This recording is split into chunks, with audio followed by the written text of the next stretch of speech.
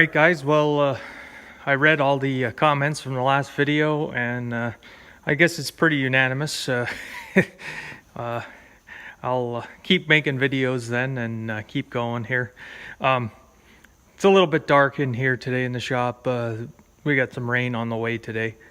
But it had occurred to me yesterday, I never did an overview of my Granddad's Super C tractor here.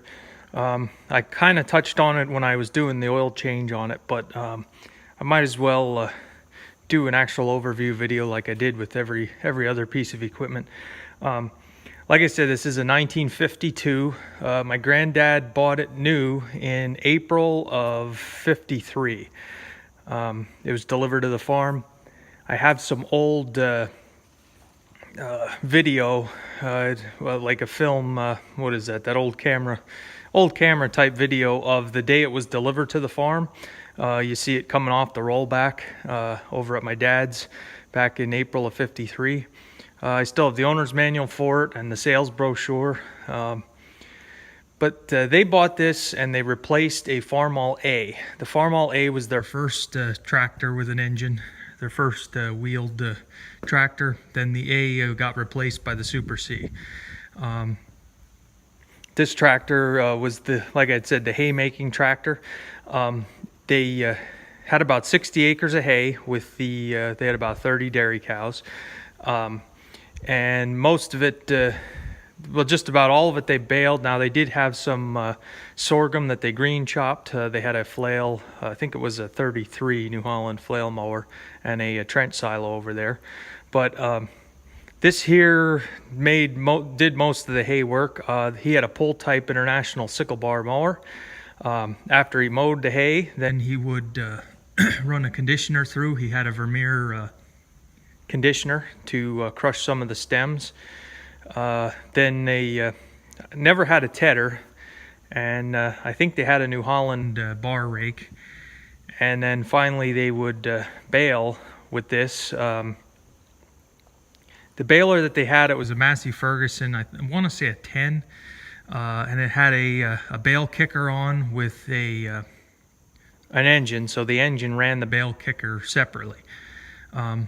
So this got a lot of use back in the day on the dairy. Like I say, it mowed, it conditioned, it raked, it baled. Once the wagons were full, they'd run the wagons with this. He used the flail chopper on it. Hauled all the manure. There was a boneyard of old machinery on our farm that has since gone to the junkyard, but in there was about 3 or 4 manure spreaders.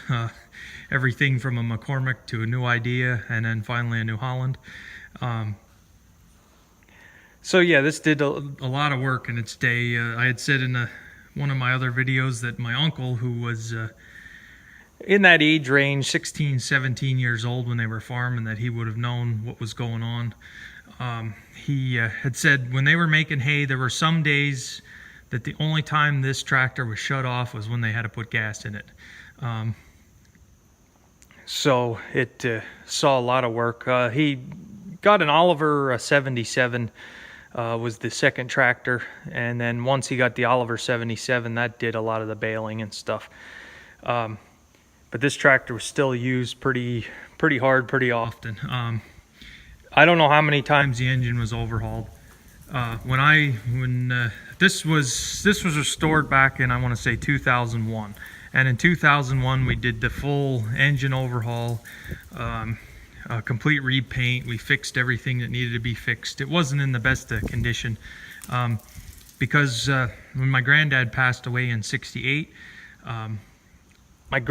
his mom, my great-grandmother, kept all the equipment pretty well, and it wasn't until my dad was older that he wanted to sell some of the equipment and clean out some of the buildings. Like I said, he wasn't a farmer, and the C always started, and the Oliver 77 didn't always start.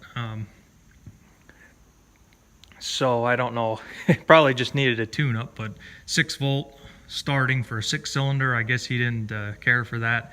And he ended up selling the Oliver, and I haven't been able to find it since. I'm still looking. So this managed to stay, and it basically just sat in the shed from, I want to say '68 up until 1999, 2000, somewhere in that era, when I was old enough to want to start farming. It was in a shed that the roof had leaked, and I got it going for the first time. I mean, it sat and sat. I got a new battery for it, and put the battery in, and some new gas, and after sitting for so many years, it fired right up. And when it started, that day for me was, you can imagine as a kid, and I don't know, 13 years old, and to be able to get something like a farm tractor started after all those years, and when it fired up, it was one of my happier days as a young kid. So I was just playing around basically then as a kid. Before it was restored, I had his sickle bar out that he had used and was trying to mow some of the higher spots. One thing that it had was a hole in the radiator, and it was a pretty significant hole, and you could only about fill the radiator about half full, and then the water would be shooting out. And being a young kid and not knowing a whole lot about tractors or engines, and not having a father or grandfather to teach you some of this stuff, I overheated it and cracked the head. So it wasn't until about 2000, 2001 when I had taken it all apart. It was all apart, and I saw the crack in the head, and I figured that that was it. So it wasn't until, I want to say, like I said, 2001 or so. Anyway, we did an overhaul on it, and when we did the overhaul, it got the domed aluminum pistons. We did that upgrade. When we took some of the connecting rod bearings out, we found that they had Chrysler stamped on them. And my great uncle at the time was the farm mechanic. He had worked for a Chrysler dealership and was a pretty good mechanic. So we know he overhauled it at least once that had Chrysler bearings in it. The head came from a BN, a Farmall BN. We had a donor tractor. And to make it fit with the domed pistons, we actually had to grind some of the head away to make it work. So in addition to the fresh overhaul, I did a 12-volt conversion on it with 12-volt battery. Just because as far as charging and starting, if the battery was dead, I didn't like the 6-volt, and the lights were so dim. So I got this alternator. Today they make a bracket to make this work a lot better than what this was. This was the older style bracket. It's like a rector set that you have to bolt all together to make it work. So I put that on. Like I said, the alternator, I could bypass the generator and the regulator and the 12-volt battery. I got a total paint job. I did put a brand new radiator in. That wasn't cheap, but it definitely needed a new radiator. So we got a new radiator. I put new front tires on it because the tires that were on were like truck tires. So I got regular implement tires on. It did have the front weights on it, as well as a set of rear weights. And this was the factory wide front end, and my granddad wanted a wide front end. We never had any narrow front end tractors just because of the hills on our farm. The one tie rod end was bent pretty hard. We had straightened that. I had broke this at one time for the steering linkage. It hit a groundhog hole, and it broke this clear off. So like I say, I have a neighbor that's pretty darn good at welding, so he had welded that back together for me. The fenders that are on it, I really like the look of fenders. I love fenders on tractors, but these I actually got secondhand from somebody that had them, and I wanted them on. And this also has a aftermarket 3-point hitch on it. I don't have it all assembled now. It tends to get in the way, and I don't really use the 3-point hitch. But when I was over at my dad's, the 3-point hitch with this touch control system, you can see there's just a cable on either side that does your lifting on the hitch. It lifted a 5-foot Woods rotary cutter. It lifted a 2-bottom plow. Right now, the only 3-point equipment I have is that rake, that John Deere rake, and the little spot sprayer. and I don't have much use for the 3-point on the Super C anymore. Yeah, new gauges, new wiring. Of course, the seat cover make the restoration a lot nicer. It still has an issue with the clutch, and I'm thinking it's the flywheel. The clutch was getting pretty darn near the end of its life, and I had split it, I guess about 3 years ago, and put a brand new clutch and pressure plate and all new bearings in, and the adjustment now doesn't matter. It really tends to grind to get it into gear.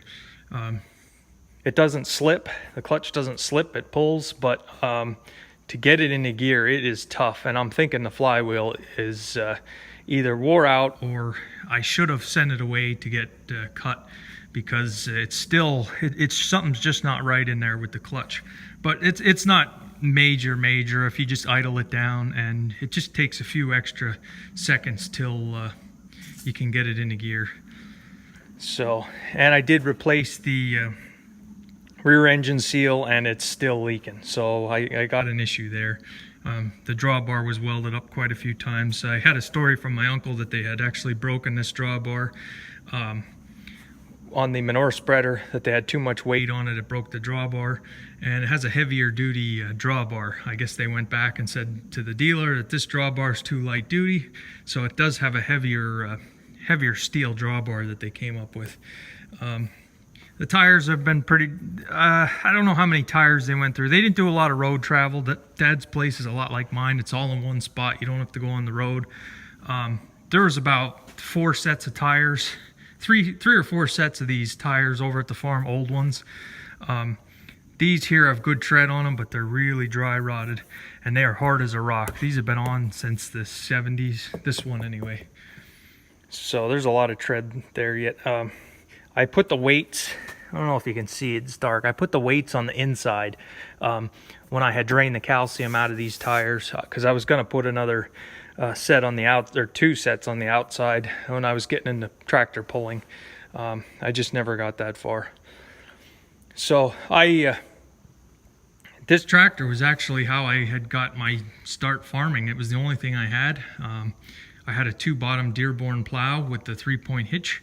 And I always get a kick out of the old timers that say, I started with an 8N Ford, or I started with an H and a 2-bottom plow. And even though it's 2017, I can look at them and say, so did I. I had plowed 30 acres with this thing, and I had a 8-foot drag disc to disc with, and it wasn't quite 10-foot drag harrow. And I had an old McCormick grain drill, and one of my first crops that I ever planted was rye, and I had my neighbor harvest the rye, and that was kind of my introduction to the first crop and to farming. It was all done with a Farmall Super C. So yeah, it should get redone again, and I've been thinking about painting it again, being that I'm set up now. You can see the paint's starting to get a little, I mean, you figure from 2000, 2001, it's 16, 17 years old on the restoration. It does have some leaks that should get fixed. I was just going to kind of go over it to brighten it up a little. I don't think it's necessary to go down to the bare metal since we just did that, but it does need some touch up. But yeah, this tractor has seen a lot of work. The bushings I had gotten for the front axle, the front axle's basically wore out. I do have bushings to go in there. So yeah, it's something that's never going to leave. It has some sentimental value, and maybe one of these days I can do a video on the 3-point hitch and how that works, because a lot of guys ask. That's usually the first thing everybody asks when they see it is, what kind of hitch is on the back? So I said, that's an aftermarket 3-point hitch, and it's gotten a lot of use. So now it doesn't do a whole lot. I don't have many jobs for it, but it's probably never going to leave.